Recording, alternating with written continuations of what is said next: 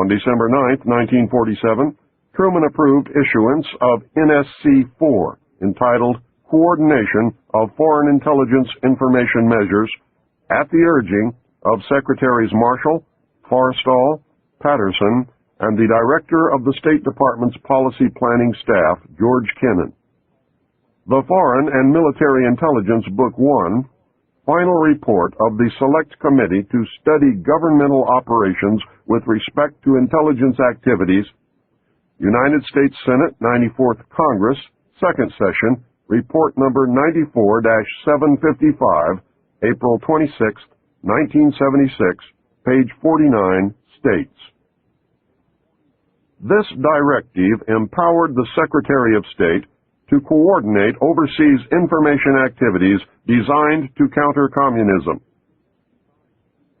A top-secret annex to NSC-4, NSC-4 Alpha, instructed the Director of Central Intelligence to undertake covert psychological activities in pursuit of the aims set forth in NSC-4.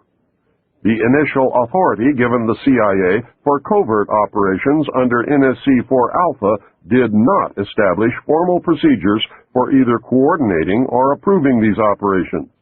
It simply directed the DCI to undertake covert actions and to ensure, through liaison with state and defense, that the resulting operations were consistent with American policy. Later, NSC-10/1 and NSC-10/2 were to supersede NSC-4 and NSC-4 Alpha and expanded the covert abilities even further. These actions established a buffer between the President and the information.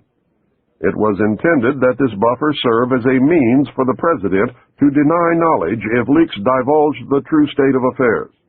This buffer was used in later years for the purpose of effectively isolating succeeding presidents from any knowledge of the alien presence other than what the secret government and the intelligence community wanted them to know. Secretary of Defense James Forrestal objected to the secrecy. He was a very idealistic and religious man. He believed that the public should be told. James Forrestal was also one of the first known abductees. When he began to talk to leaders of the opposition party and leaders of the Congress about the alien problem, he was asked to resign by Truman. He expressed his fears to many people. Rightfully, he believed that he was being watched. This was interpreted by those who were ignorant of the facts as paranoia. Forrestal later was said to have suffered a mental breakdown. He was ordered to the mental ward of Bethesda Naval Hospital. In spite of the fact that the administration had no authority to have him committed, the order was carried out. In fact, it was feared that Forrestal would begin to talk again. He had to be isolated and discredited. His family and friends were denied permission to visit. Finally, on May 21, 1949, Forrestal's brother made a fateful decision. He notified authorities that he intended to remove James from Bethesda on May 22nd. Sometime in the early morning of May 22, 1949, agents of the Central Intelligence Agency tied a sheet around James Forrestal's neck, fastened the other end to a fixture in his room, then threw James Forrestal out the window. The sheet tore and he plummeted to his death. James Forrestal's secret diaries were confiscated by the CIA and were kept in the White House for many years. Due to public demand, the diaries were eventually rewritten and published in a sanitized version. The real diary information was later furnished by the CIA in book form to an agent who published the material as fiction. The name of the agent is Whitley Strieber, and the book is Majestic. James Forrestal became one of the first victims of the cover-up. The live alien that had been found wandering in the desert from the 1949 Roswell crash was named E.B.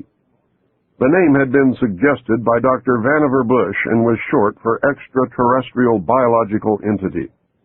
E.B. had a tendency to lie, and for over a year would give only the desired answer to questions asked. Those questions, which would have resulted in an undesirable answer, went unanswered. At some point during the second year of captivity, he began to open up. The information derived from E.B. was startling, to say the least. This compilation of his revelations became the foundation of what would later be called the Yellow Book. Photographs were taken of E.B., which, among others, I was to view years later in Project Grudge. In late 1951, E.B. became ill. Medical personnel had been unable to determine the cause of E.B.'s illness and had no background from which to draw.